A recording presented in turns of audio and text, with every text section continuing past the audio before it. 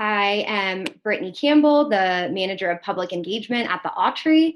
And at all Autry programs, we start with a land acknowledgement. So that's how I'm going to start our program this evening. At the beginning of our programs, we like to acknowledge that we are on the ancestral lands of the Gabrielina Tonga and recognize them as the caretakers of this land. If you're joining us from a place outside of the Los Angeles basin, I always like to encourage you to find out the tribe or tribes whose lands you are occupying. It's a really good step in terms of stewardship and acknowledgements. And now I also, in the midst of the COVID-19 situation we find ourselves in, like to take a moment to acknowledge all front-facing essential staff. Two people who are on the agenda today are still going into work, and so you probably know someone who is put in a position that still has to deal with the public. So I just wanted to take a moment to thank all of those people. And without further ado, I will give it over to Viva from Dryland, who's going to introduce today's bill.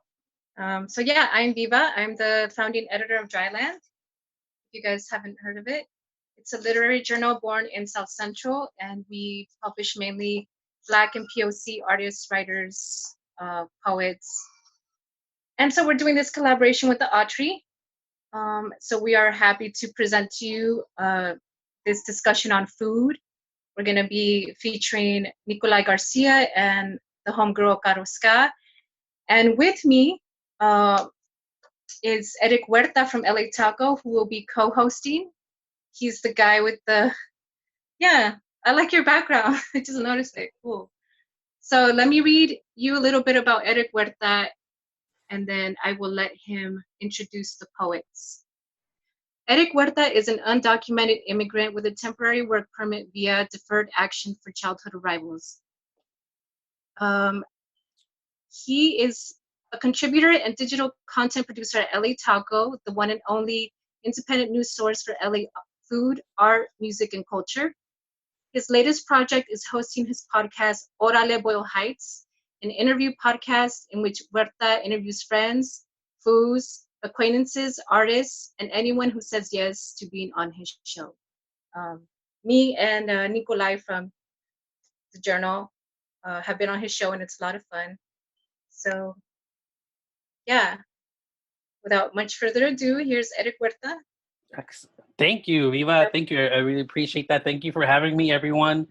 A lot of fun to be a part of this on the other side. For the first two, I was a part of it on the other side, like everybody else, just watching and enjoying and listening to some great poetry. And that's what is in store for everybody tonight. We're going to read some awesome poems by Nikolai and Caro on the theme of food. So, like you can see my background, there's some trompo going on. Hopefully by the end of this poetry reading, y'all are hungry and you have access to some tacos or at least some delicious food at home, because I think by the end of this, we all will be hungry in some shape or form. Yes. And for everybody out there that has a drink with them, cheers. So yes, let's get started. Nikolai Garcia. I will read from his bio. Nikolai is a founding member of the Coleman Collective and assistant editor for Dryland. His poems have been published in Latino Book Review, Cultural Weekly, Drunk Monkeys, Sad Girl Review, and other literary journals. His first chapbook, Nuclear Shadows of Palm Trees, was released by DSTL Arts last year. He sleeps in Compton and makes friends on social media as @HelloCommie. Please, Nikolai, take it away. Okay, I'm going to be sharing two poems. One of them was written BC, before Corona. I'm going to read that one first. This is called Ode to Johnathan Gold. To honor Johnathan Gold, don't write him a poem or an essay. Don't talk about your favorite restaurant. To honor Johnathan Gold is to learn how to navigate from West Side freeways to humble shopping malls in the San Gabriel Valley. Is letting your tongue travel from Manila to Calcutta all in one day. It means you know the taco is life wrapped in a tortilla. To honor Johnathan Gold, you have to recognize the seas, borders that recipes cross to make it inside a restaurant. You have to think about tired hands in the San Joaquin Valley picking garlic. You have to remember brown bodies in the kitchen. You have to leave a proper tip, not another Yelp review. To honor Johnathan Gold, visit a fancy taco spot in the Arts District. Sit across from a woman, look into beautiful eyes, and say, the sourness of the feta cheese on these sweet potato tacos overpowers the sweetness. To honor Johnathan Gold, there has to be a table where food is shared, not worshiped, or a picnic at Hollywood Forever Cemetery, or under the lights of a taco truck on a South Central street. So text your friends, invite them to dinner, and order everything on the menu.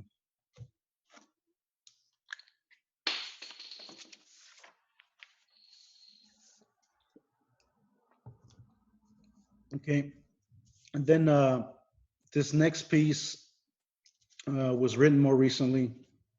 It's called When All of This Is Finally Over. I'm going to my favorite brunch spot in Chinatown. Wait in line 3 hours if I have to. Slide into a booth as if for the first time and hold that menu like a Bible. I'll ignore the whimper from my wallet, turn to my girl and say, order anything you want. Or I'm going to keep the face mask on.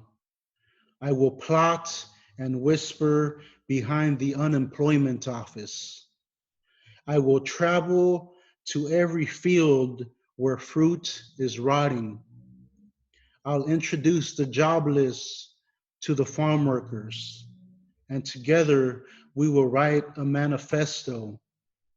In red ink, it will scream, we are all essential. Or I'm going to wear caution like a sweater. I'm going to remember the face of every bird that laughed at me when I stared outside my window. I'm going to peek through the front door to see flowers singing of their softness. I'm going to go back to bed. Thanks.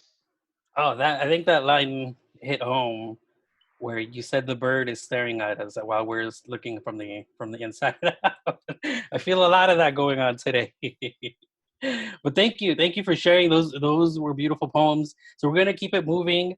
I'll introduce Scotto right now, but once Scotto finishes reading their pieces, we'll get into a quick Q&A, and shout out to everybody on the chat, commenting, giving some snaps. Please, if you have any questions already or any comments you want to share, feel free to post them up there, and we'll read them and come back to them, and then we'll keep it going. So the next poet is Caro Ska, and let me read from their bio.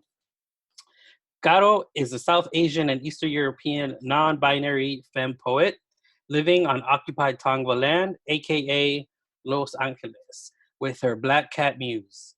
Anti-capitalist and anti-authoritarian, she tries to find joy where she can. Her first chapbook, Gathering Grandmother's Bones, was released on February 29th, 2020. For updates, follow her on Instagram at Caro_ska, or check out her website caroska.com. So please, Caro, take it away. Hi, everybody. It's nice to see everybody, and thank you all for coming through, and thank you Dryland and the Autry Museum for putting this together for National Poetry Month. I really miss doing these readings, so it's really nice to kind of get back into this. And then also thanks Nikolai for asking me to read, and he actually specifically asked me to. So I work at a restaurant. I'm a server, and so things are definitely like a bit different during this pandemic. And so he asked me to write some poems about my experiences. And at first I was like, what? Like what can I possibly write? And then I was like, and then these poems just kind of came out of me. And so, I think our day-to-day experiences are definitely they're worth writing about. So, okay, so I'm gonna get into it. This first one is called Ramen During Quarantine. It's Saturday night, week 0. The weekend before Governor Newsom's executive order closing dine-in restaurants, gyms, and movie theaters. A couple of hipsters sip on $2 Sapporos, share chicken karaage and takoyaki. It's week 0, so they ask, are you planning to stay open? I shrug and refill their waters. Can they even shut down L.A.? They want to know. I guess they think I'm an oracle or have some sort of in with the government. I'm not, and I don't. After 4 sake bombs and 2 spicy tuna hand rolls, they conclude, no way. Outside these walls, things keep spinning. Dead bodies multiplying in Italy and New York, their flesh preserved in ice rinks and refrigerated trucks once the morgue run out of space. Shortness of breath, a symptom both of anxiety and COVID-19. It's week 1. My asthmatic, recently pneumonia recovered, immunosuppressed coworker crouches under the register. I ask, are you okay? She replies, yeah, I just need a minute. It's week 3. My other coworker says, I don't want to die. We go from an average of 80 tickets to 20, sometimes only 14. The restaurant is a shell, a ghost, devoid of food and people. At week 3, an elderly man on his way to the doctor's office asks, can I dine in? I'm so hungry. I just want a bowl of soup, he adds. I don't know how to respond. I can only shake my head, apologize, as if the virus is my fault. In between orders, I watch little fires everywhere or gargoyles. I fold towels, roll chopsticks and spoons in a napkin, drift, pace, scroll Instagram or Twitter, read poetry. It's week 2. I play Tetris with to-go boxes, Korean pop music playing only for my ears. I sigh, missing noodle slurps, wiping up spills, and broth-streaked lips. I don't feel essential, nor a hero, just too anxious to take public transit, too broke for Lyft, and too lucky to still be employed. So that was my first piece, and then this next one is called "I'm Glad You're Still Open." A blonde woman enters the restaurant, flamingo legs stuffed in shorts, a t-shirt sliding over her pale shoulder. She wears no mask. When will this be over? She asks. I want to dine in. Her eyes, full of desire, look at the chairs stacked upside down on tabletops. She hands me her credit card. I back away, keeping a distance from her potentially virus-laden droplets. Motion for her to insert her card into the machine. A few months, probably, I reply. A few months, she repeats, as if that's too long, as if she can't survive without dining at a restaurant, as if no one has ever torn away her freedom, her choice before, as if she never had to pick between paying the electricity bill or buying groceries for the week, as if she never had to sleep in her car or a tent on the sidewalk, as if she never had her car repoed or creditors call threatening to sue. As if this is her biggest crisis. She can't sit down and eat at a restaurant. I wear a mask. I wear gloves. Maybe I'm fake smiling, but she can't tell. I'm not here by choice. I'm here because I need to pay rent and my electricity bill. They say they won't evict you or turn off your power. But what happens when they declare this pandemic over? She'll get to dine in. Well, you're one of my favorite restaurants. I'm glad you're still open. She takes her food and walks out. So that's that one.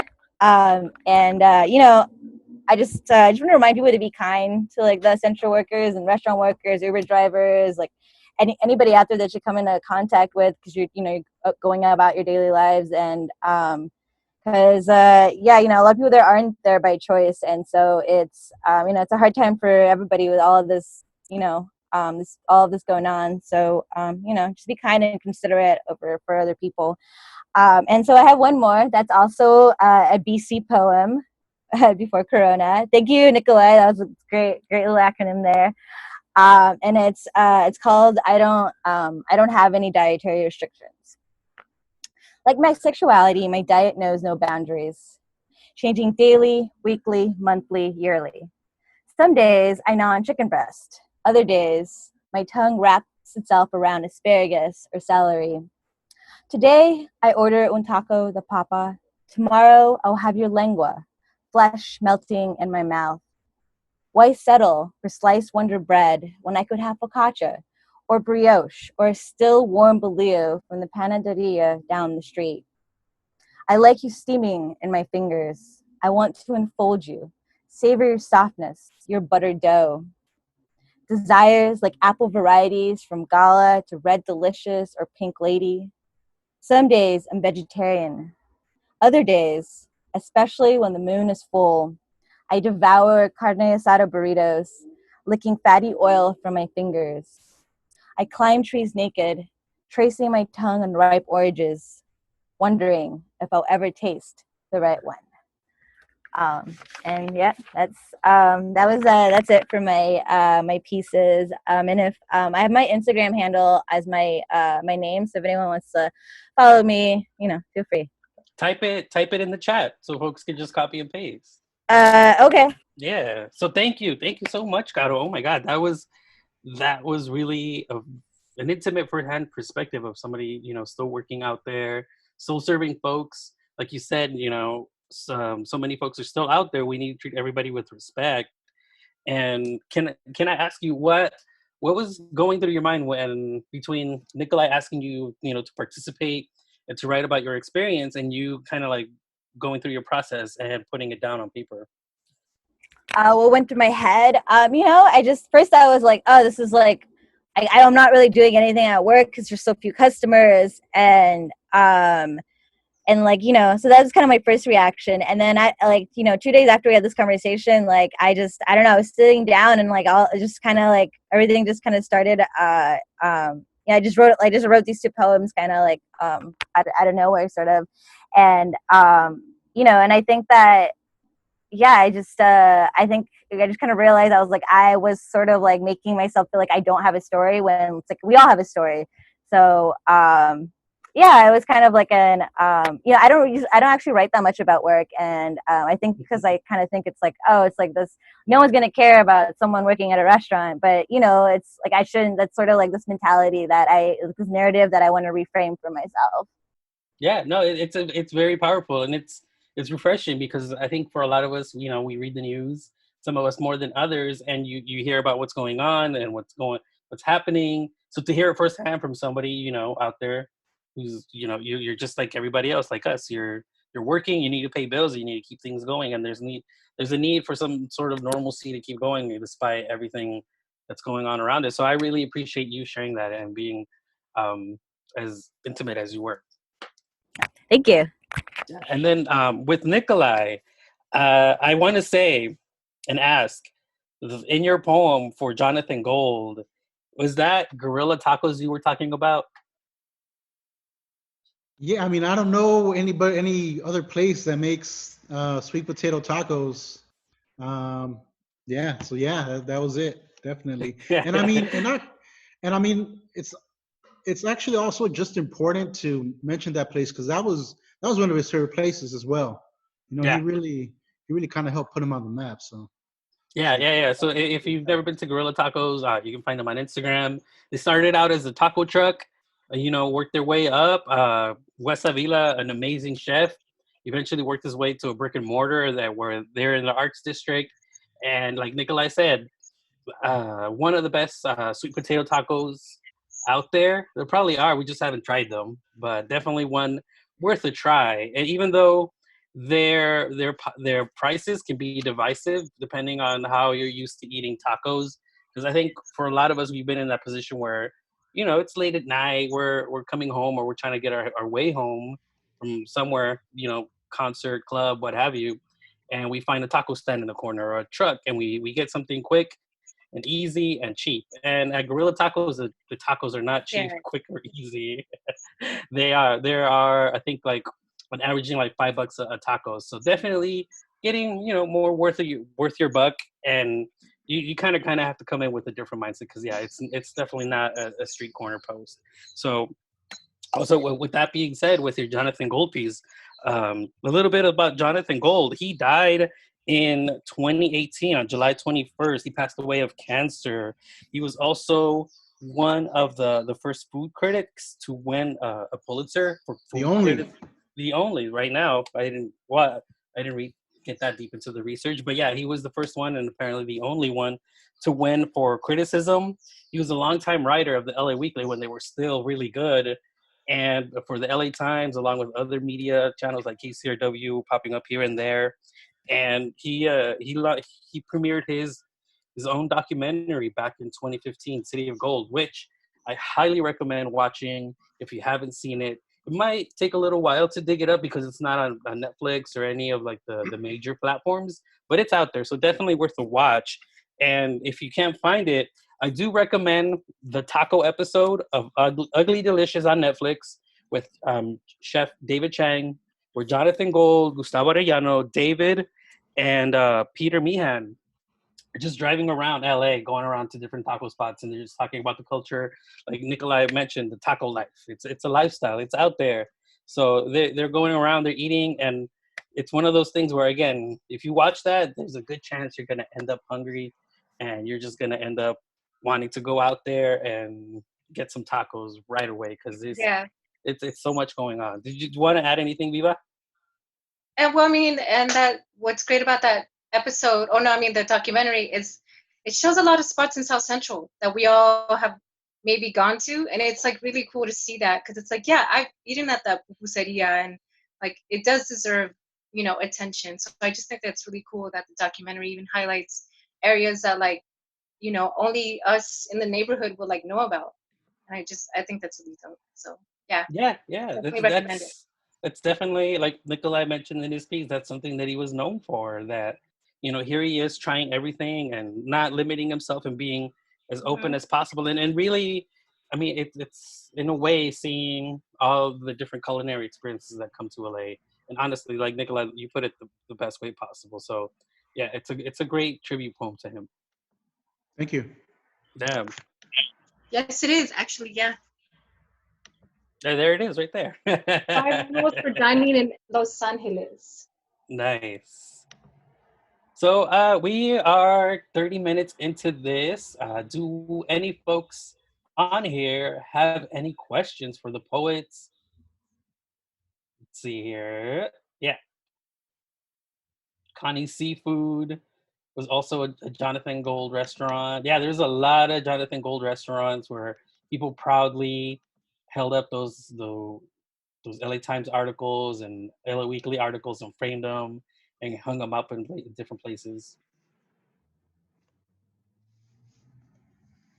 Is that something that folks always looked out for? Where he always put out his list at the year, and they're like kind of make like a checklist of like these are all the places I need to check out because Johnathan Gold put them on his list. Was anybody else like that? Yeah, definitely. I went to this place in the San Gabriel Valley that I think was El Monte. I don't even know. but they had like the best birria burritos, Wow, birria according to burrito Johnathan Gold. in the And it was, SGV. yeah, it was definitely what Johnathan Gold described it to be. It just like melted in my mouth. And that was like the first time I had birria in a long time, because I'm kind of like traumatized from going on I went to a ranch Oh no. once when I was younger, and I was like playing with the goats, and then they called me in to eat, and Oh then no.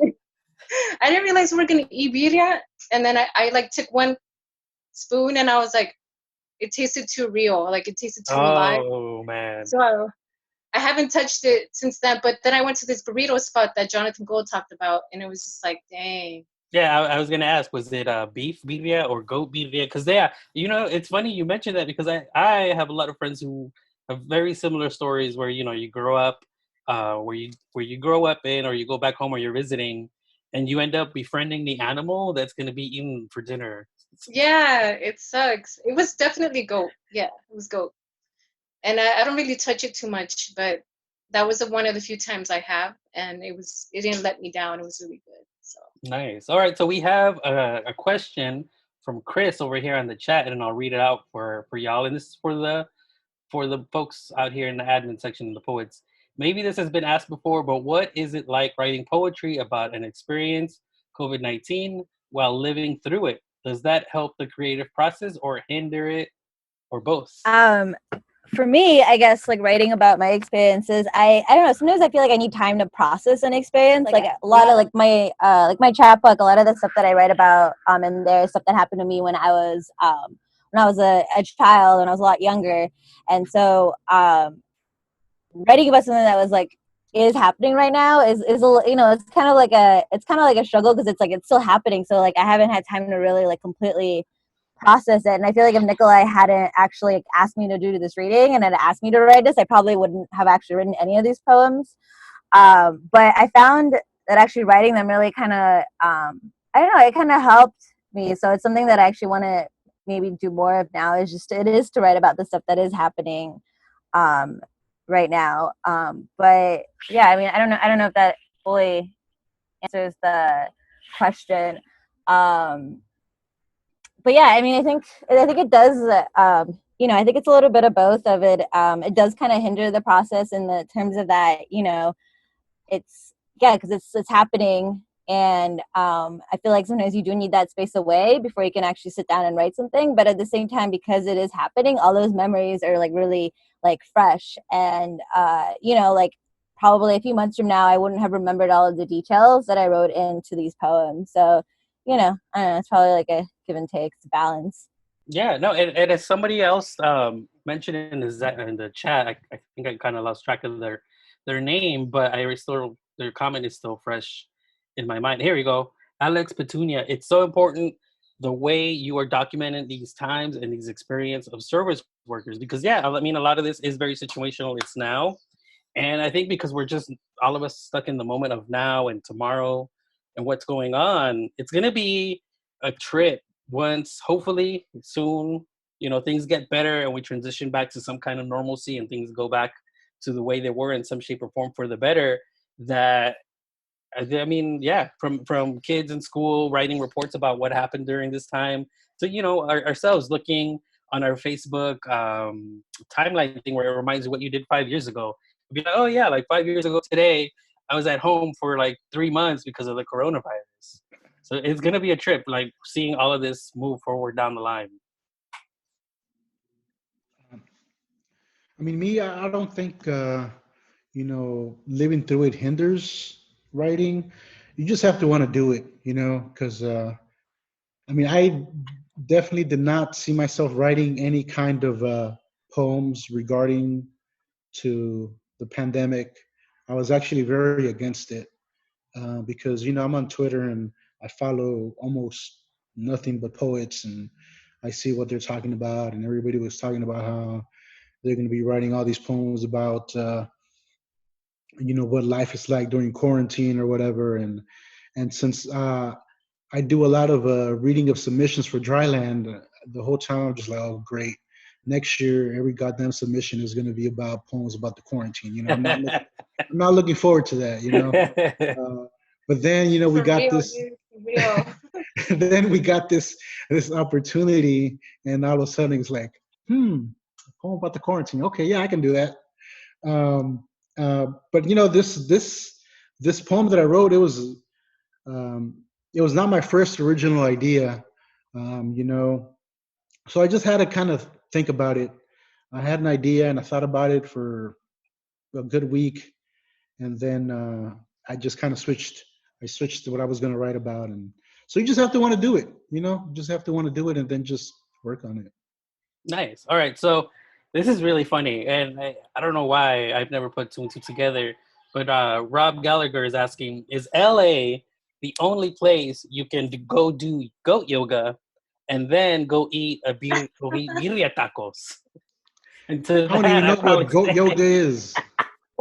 it's really fun. I have yet to personally do it, but it's a thing where you do yoga, and there are goats in the room or in the vicinity, and sometimes they climb on top of you while doing certain poses. If you're not allergic to What? animals, I think it would be fun. I'm a big fan of goats. I think they're just hilarious. They're a very hilarious animal and very rude sometimes because they're just like hitting you all the time for no reason. But I think LA might be one of those few places. Maybe Texas. I would say maybe Texas is maybe another place like that. Maybe like Austin. They're by like South by Southwest because you know how they like to keep it weird out there. Here's another quick question for the poets from Tommy Pico. Do you eat or snack when you write? What is your go-to?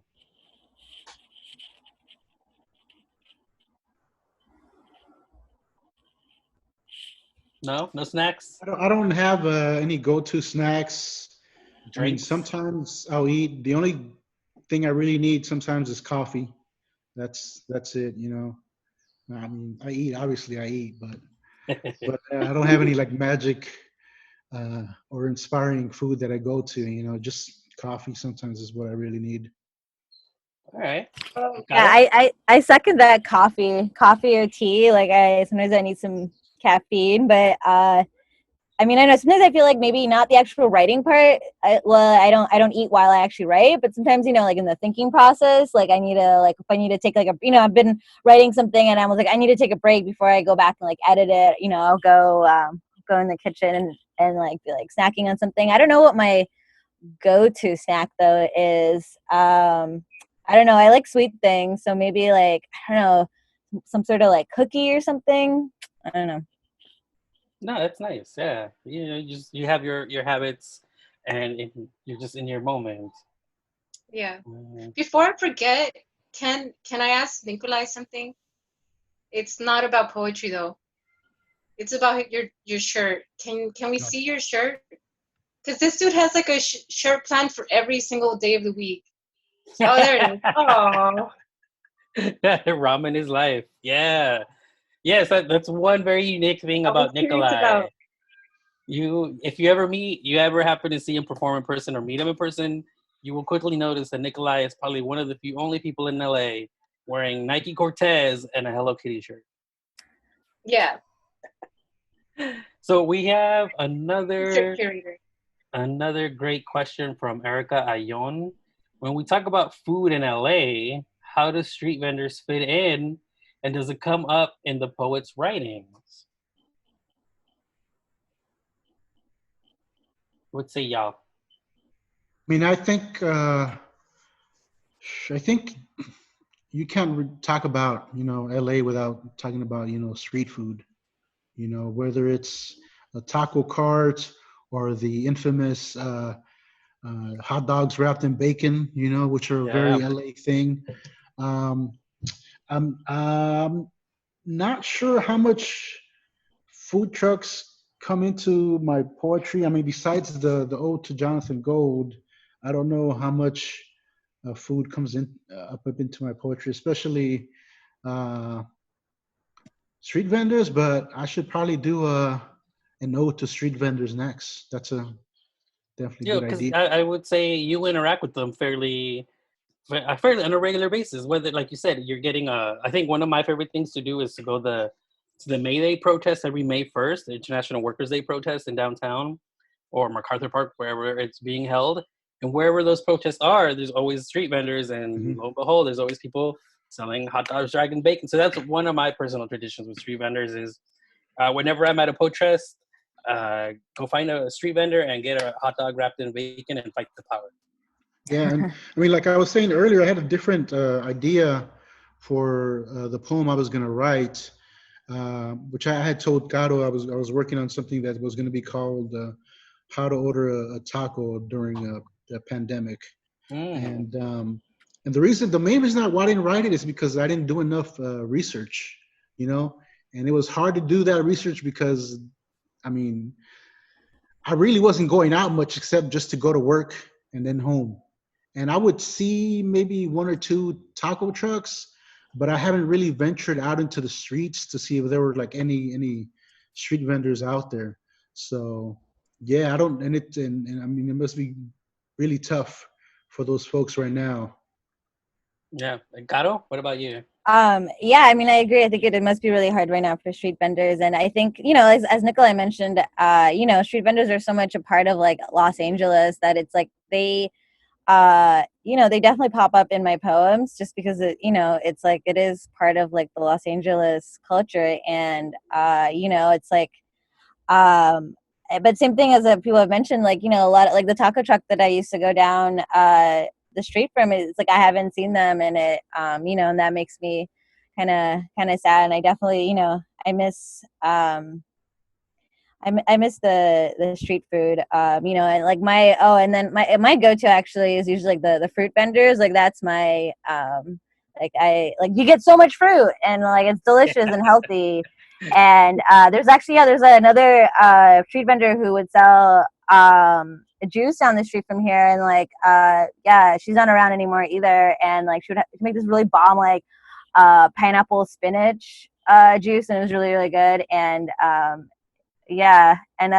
think writing more about street vendors is something that like would be something that I should think about more too. So it's good idea for a poem.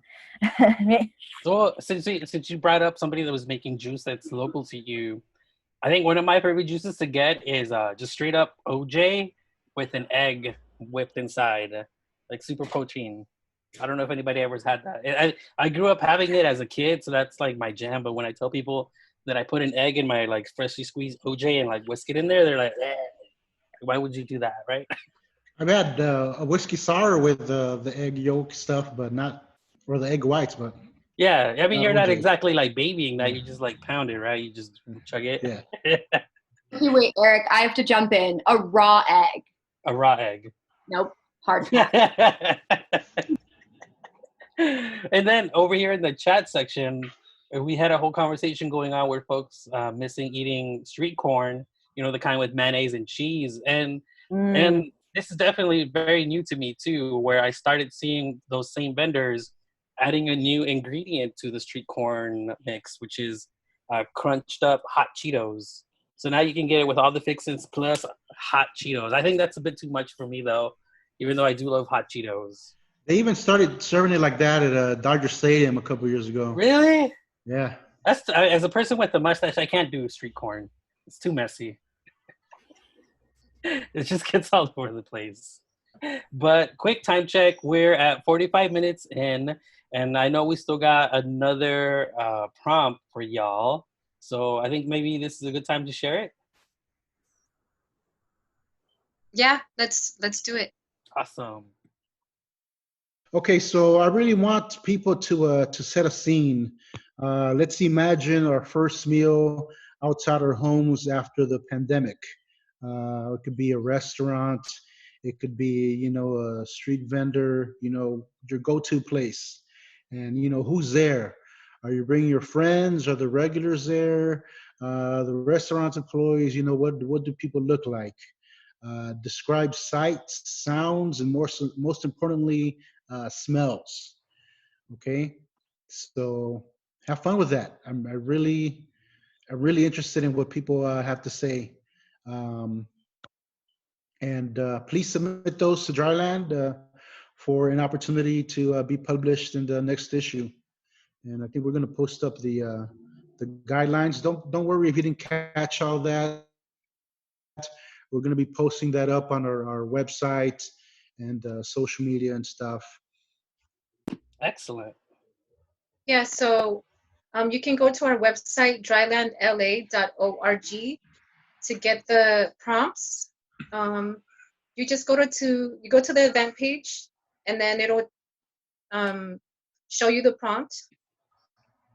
And then on the submission guidelines page, you will find the section for the series. So yeah, we don't have a deadline yet, but hopefully, we get enough submissions so we can choose something to publish in the next issue. And yeah, we're looking forward to it. So just keep an eye out on the website, drylandla.org, and we're gonna post everything up tonight. Excellent. Excellent. Thank you all for sharing. And a quick side note, over here in the chat, for a good couple of minutes, we got a nice conversation going on all the different community coffee spots that a lot of folks seem to be favoring. So we got Cielito is always cracking, Café Capullo in Boyle Heights. Yes, that place is dope. Patria Coffee in Patria, Portland. one of our favorite spots. Muy delicioso. Let's see what else here. Crucitas. Crucitas in Huntington Park, the OGHP, Cafecito Pura Vida in DTLA, Costa Rican coffee. Wow, I have to try that one. I haven't been out in a while. And of course, there's always what you make at home. I myself, have a French press. Got a little fancier with my coffee, so. And as Janice pointed out in the chat, Batra is also a great place to go right. That's where I like to go, like either early Saturday or Sunday mornings. I just go over there and write. Nice. Yeah, that's something. They have a beautiful long table.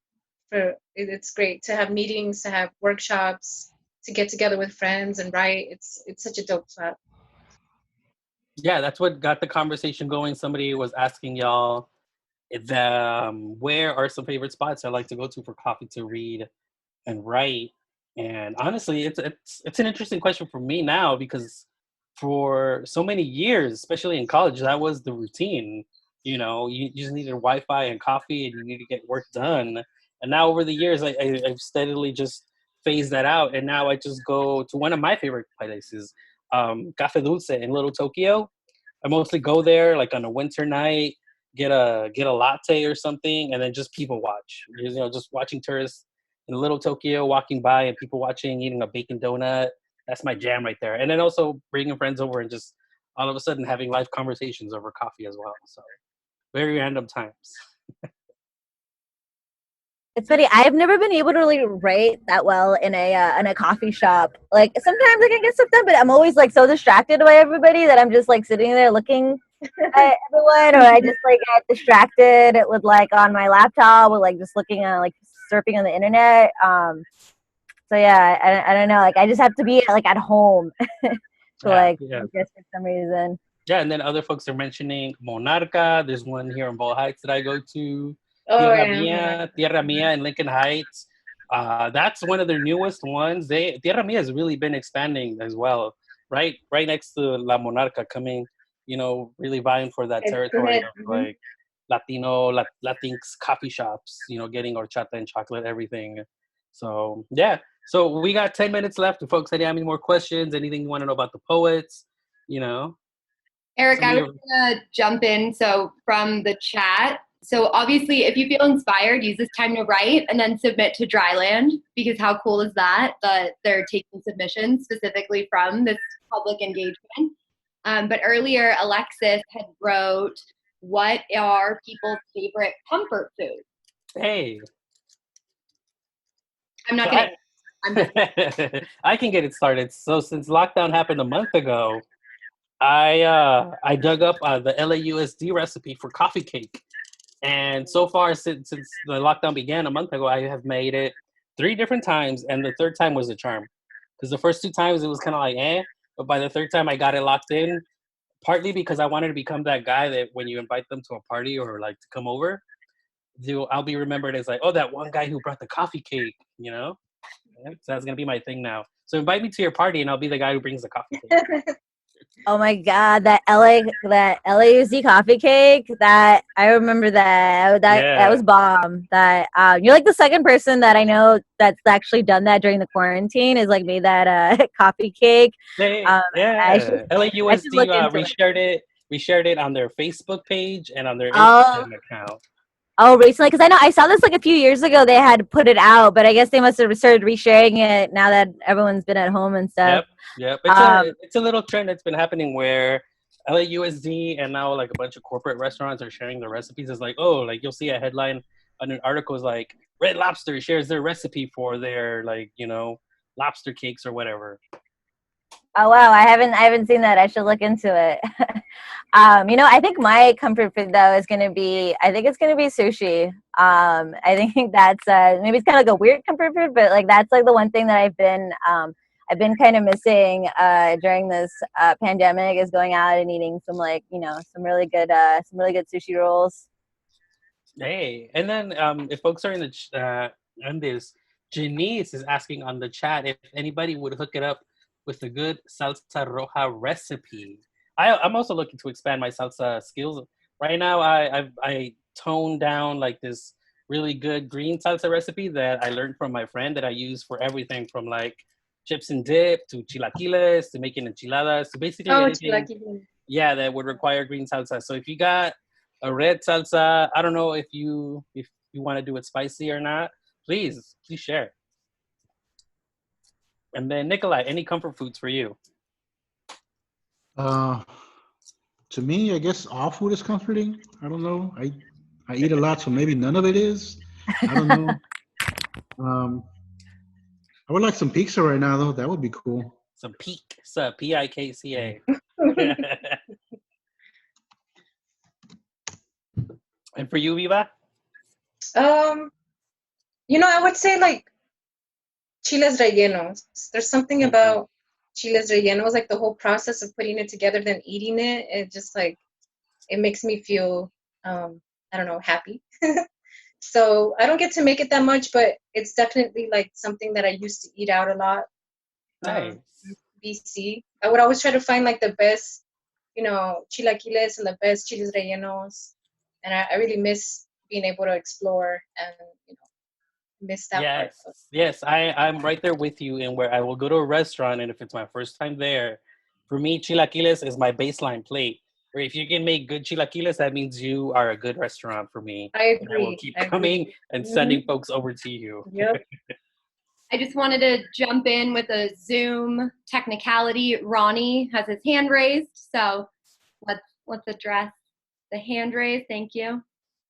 I just wanted to say thank you for this series. I've got to participate in all three, just observing, listening, and really a great series. I think what a blessing to be able to hear creativity, artistry, and shared and community. And even though we're in the midst of something so kind of heavy and a downer, really, that we have the technology and the ability to come across here and share. I remember we had folks from New York, East Coast, all over California and whatnot, and so much love, native LA here, and to be able to virtually connect with y'all and listen to the amazing descriptions, all the beautiful figurative language behind the scents, the smells, the experiences, the sounds, and the voices of every experience that encompasses LA is beautiful. So thank you to everyone there. An amazing series that you guys have all put together here. It is greatly appreciated. Awesome. Thank you so much for sharing. And also, Thank you, Ronnie. quick random note. I think Ronnie and I are wearing the same type of headphones. Do you have the Anchor Sound Core? Those cats. I can raise it. I can recognize them a mile away. All right. think somebody was asking about favorite food spots right now. I mean, right now, the only place I'm really enjoying getting takeout from is Burger M. I don't know if you guys had it before. They're like a little chain store that sells like these little burgers, and they're like really delicious. And they have turkey burgers, and they have like falafel burgers. You can get them like a vegetarian style and even like vegan style. And All right. So yeah, I'm digging that. Nice. What about you, Caro?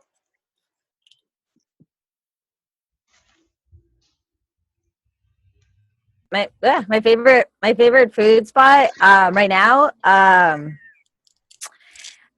actually haven't gone out to eat since the pandemic has started. Now that I think about it, I'm trying to think of the last place. Like I work at a restaurant, so I guess like I eat there. But other than that, I've been yeah, I guess I've just been cooking a lot.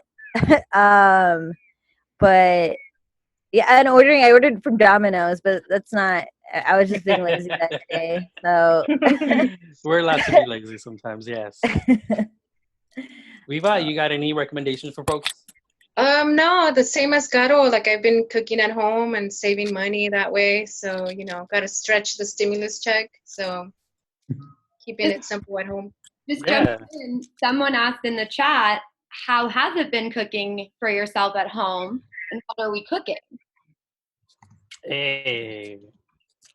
So I actually got a rice cooker when this pandemic first started. That was like one of the first things when I went shopping. I was like, you know what, I'm gonna get a rice cooker, and that's actually been sort of I've never really had one. I've always just made rice on the stove, but it's been really nice, and I realized you can make other things in like a rice cooker other than just rice. Like you can throw in a bunch of stuff. It's pretty much kind of like I guess it's not really a slow cooker, but it's kind of close. So it's been nice. I just threw some rice and beans in the cooker yesterday, so that was cool. It makes like a really easy meal.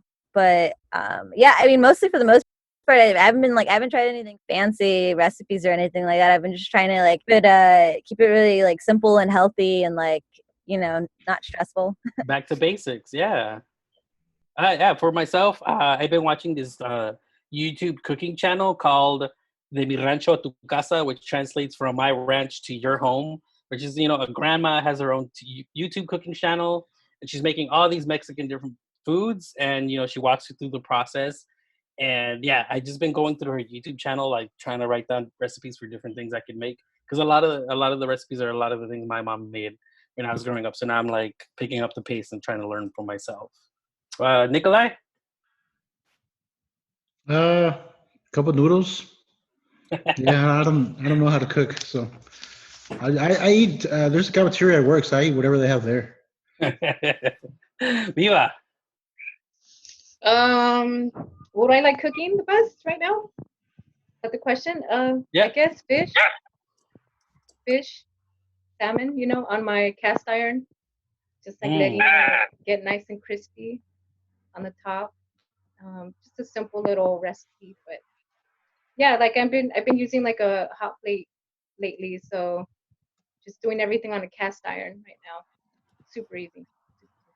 Oh my god, I love cast iron. They're so great. But yeah, the salmon on a cast iron, that gives me an idea. Nice. All right, so we are 1 minute into this. Brittany, you want to do a time check? Totally, Eric. Thank you so much. So I was going to say, it is 7 of everybody's time. We will be putting up the prompt in case that was just a little too quick for your preferences. And we'll keep this room open until about 7:05 if you want to spend the last 5 minutes just kind of reflecting. And I just want to say on behalf of the Autry, thank you so much for being here. Thank you, Dryland, for curating and hosting and producing such a great series. Eric, I also have secretly been chatting everybody. Your hosting skills, mind blowing. Thank you. Welcome to the group. Please come every time moving forward. And Caro, thank you so much for your work. Nick and Viva, I feel like if I just gush over you, everyone will have heard it too much, but I have gushed over them all weeks if you've been here. So yeah, the prompt will be up. I'm going to stop talking. If any of the other co-hosts have any kind of closing remarks or final statements, the floor is yours. Yeah, real quick. Thank you to Rob for all the tech work in the background, and thanks for Janice for introducing us all. And thanks for everybody that showed up. extra special thanks to everybody who came to all three of these things. Yeah, shout outs. Yes, extra special. Extra special. Thank you. Yeah, thank you, Brittany. Thank you, Rob, for going with our ideas and being open to what we had thought up. Thank you, Janice, for introducing us and connecting us. Thank you, Nick, for always being dope. Garo, for coming through. Vane, I know you're there listening. And all the homies that have shown up and all the people that are based in other states and other cities that are coming through too to check us out. We really appreciate it. We appreciate all the love. And yeah, thank you guys.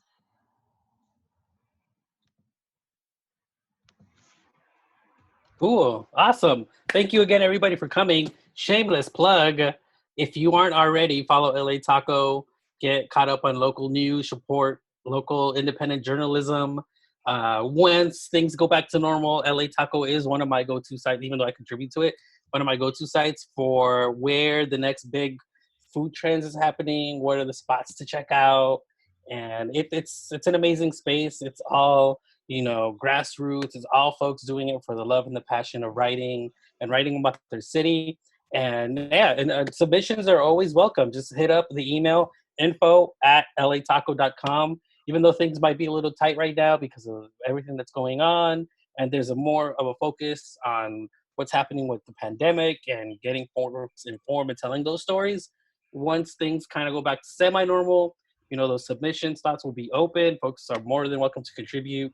And, we're always looking for folks' stories and writing from their community because, even though LA Taco at times may seem very Latino-centric, we're always looking for those different voices and different folks to come in and share their experience. Because, yeah, I would much rather read stories about somebody's community who's from there rather than somebody going there and telling it for them. So, yes, please follow LA Taco.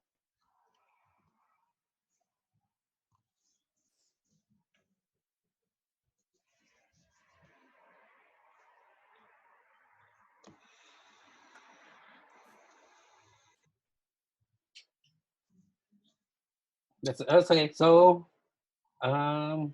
yeah. So hopefully y'all watch those recommendations with Ugly Delicious season 1, that tacos episode. If you like that, I also highly recommend Todos Los Tacos, and that show is dangerous right now because if you watch Todos Los Tacos on Netflix, you are gonna guaranteed have FOMO of like going to your local taquero, and kind of like the picture in the back where you see the trompo and they're cutting it up, and then you get the fresh taco and the fresh tortilla, and depending where you go, they put the pineapple on the pastor. Oh my God! But it's a great show. They go into the history of it. Some of the culinary roots of where different tacos come from different regions of Mexico, the ethnography for it, and it's I mean, the best way to say it's an all around very delicious show to watch in these times.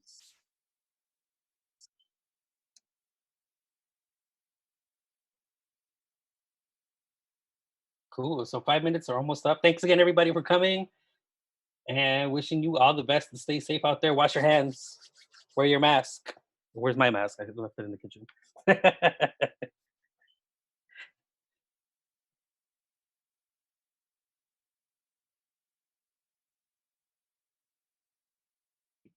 All right, everyone, just kind of a final time check. The prompt will be up for about 1 more minute, and then this Zoom meeting will end. Dryland has all of the prompts posted. Most people have shared their social media. If not, feel free to hit up B. Campbell at theautry.org. Campbell is spelled exactly like the soup.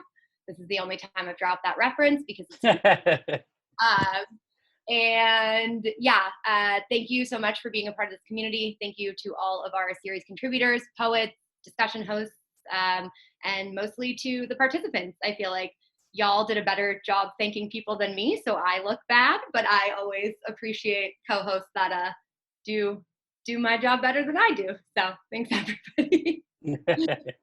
Thank you, everybody.